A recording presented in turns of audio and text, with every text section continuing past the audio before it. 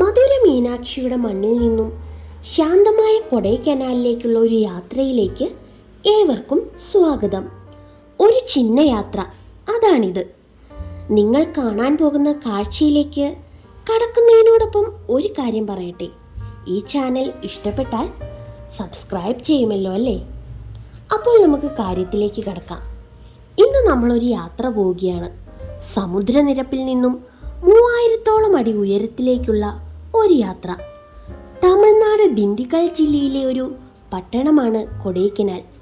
പശ്ചിമഘട്ടത്തിൽ നിന്ന് വേർപെട്ട് പളനി മലയുടെ തെക്കേ അറ്റത്ത് സ്ഥിതി ചെയ്യുന്ന ഈ പ്രദേശം ഇന്ത്യയിലെ തന്നെ പ്രശസ്തമായ ഒരു മലയോര വിനോദസഞ്ചാര കേന്ദ്രമാണ്.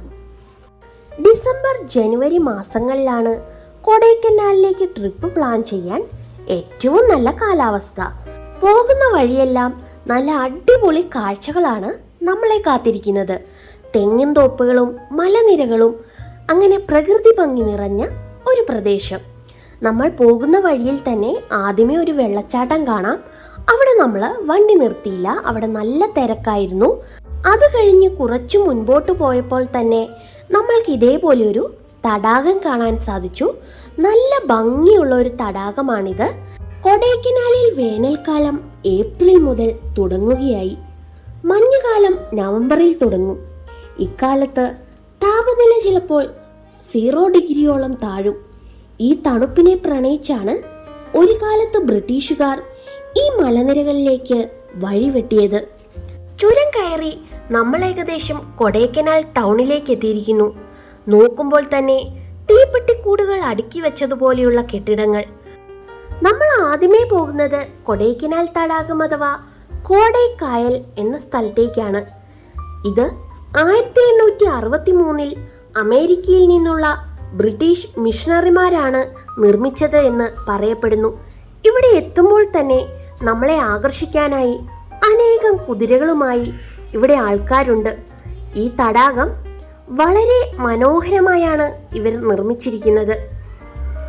ഇവിടെ നമുക്ക് ബോട്ടിങ്ങിനായും മറ്റും സൗകര്യങ്ങളുണ്ട്. അതുപോലെ തന്നെ സൈക്ലിങ്ങും ഉണ്ട്. ഇവിടെ കുതിരയുടെ പുറത്ത് കയറാനായിട്ട് നമ്മൾ 200 രൂപയാണ് കൊടുക്കേണ്ടത്. വേണമെങ്കിൽ കുതിരപ്പുറത്തിരിക്കുന്ന ഫോട്ടോയും ഇവർ എടുത്തു തരും. അതിന് പ്രത്യേകമായി 100 രൂപ കൂടി നമ്മൾ കൊടുക്കണം. കുറച്ച് സമയം ഇവിടെ നിന്നതിന് ശേഷം അടുത്ത സ്ഥലത്തേക്ക് നമ്മൾ പോവുകയാണ്, മൊയർ പോയിന്റ്. ഈ വേനൽക്കാലത്ത് തമിഴ് മണ്ണിന് നമ്മളെ ഉരുക്കിക്കളയാനുള്ള ചൂടുണ്ട്. എങ്കിലും ആ ചൂട് വകവയ്ക്കാതെ വഴിവക്കിലവർ ജീവിതം നട്ടുവളർത്തുകയാണ്. സഞ്ചാരികളെ കാത്ത് അവർ പാതയോരത്ത് നിലയുറപ്പിച്ചിരിക്കുന്നു. മനോഹരമായ ബെരിജാം തടാകം വരെ നീളുന്ന കാടിന്റെ പ്രവേശന കവാടത്തിലാണ് മൊയർ പോയിന്റ്. കൊടൈക്കനാലിലെ ഏറ്റവും തിരക്കേറിയ സ്ഥലങ്ങളിലൊന്നാണ് മൊയർ പോയിന്റ്. 1929 സിയിൽ ഗോഷ്യൻ റോഡിന്റെ നിർമ്മാണം ആരംഭിച്ച സർ തോമസ് മോയറിന്റെ പേരിലാണ് ഈ സ്ഥലം അറിയപ്പെടുന്നത്. ഞങ്ങൾ ഇവിടെ എത്തിയപ്പോഴേക്കും നല്ല വെയിലായിരുന്നു. എങ്കിലും പെട്ടെന്ന് തന്നെ ഇവിടെ ഒരു കോട വരുന്നതായി നമുക്ക് കാണാം. ഇവിടെ കയറുന്നതിനായി ഒരാൾക്കുള്ള ഫീസ് 10 രൂപയാണ്.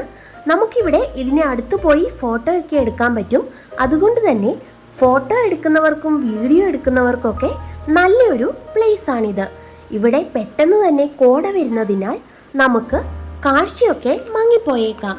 ഇവിടെ നിന്നാൽ നമുക്ക് താഴ്വരയുടെ അതിമനോഹരമായ കാഴ്ചകൾ കാണാൻ സാധിക്കും.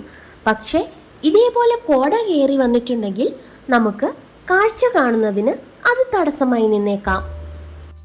ഒരേ റൂട്ടിൽ തന്നെ അടുത്തടുത്തായി ഏകദേശം 10ഓളം സ്ഥലങ്ങൾ കാണാൻ സാധിക്കുമെന്നതാണ് കൊടൈക്കനാലിന്റെ പ്രത്യേകത.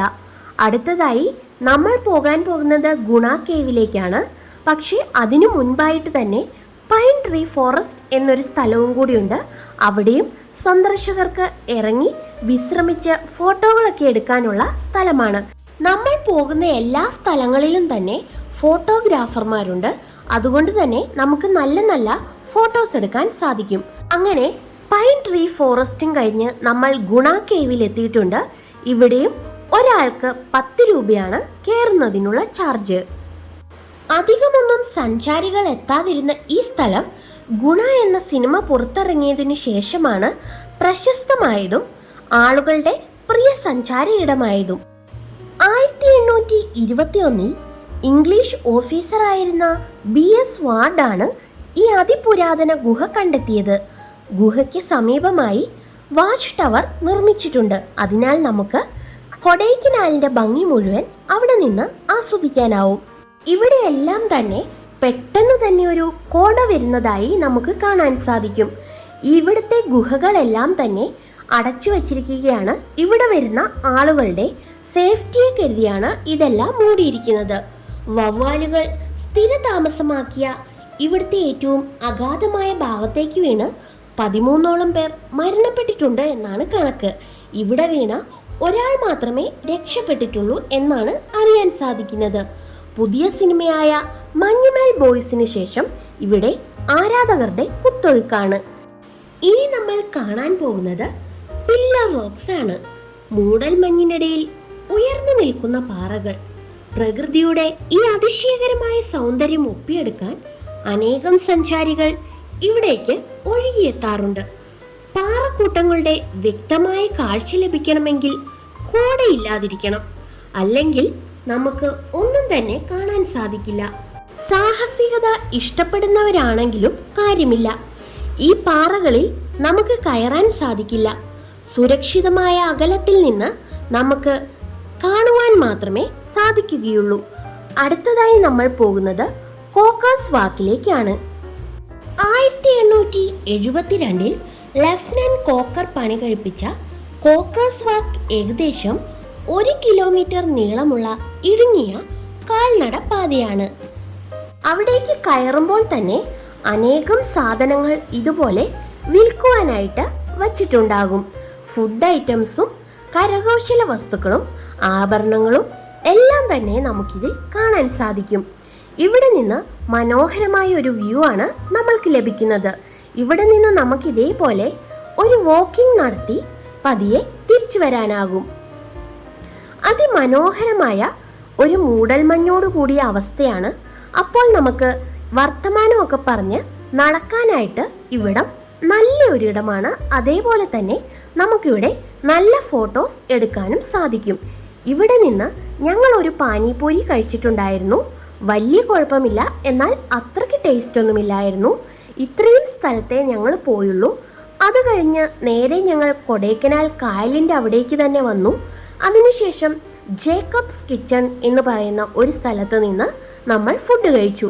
അവിടെ കേരള മീൽസ് ഉണ്ടായിരുന്നു, അതേപോലെ തന്നെ തമിഴ്നാട് ബിരിയാണിയും ഉണ്ടായിരുന്നു.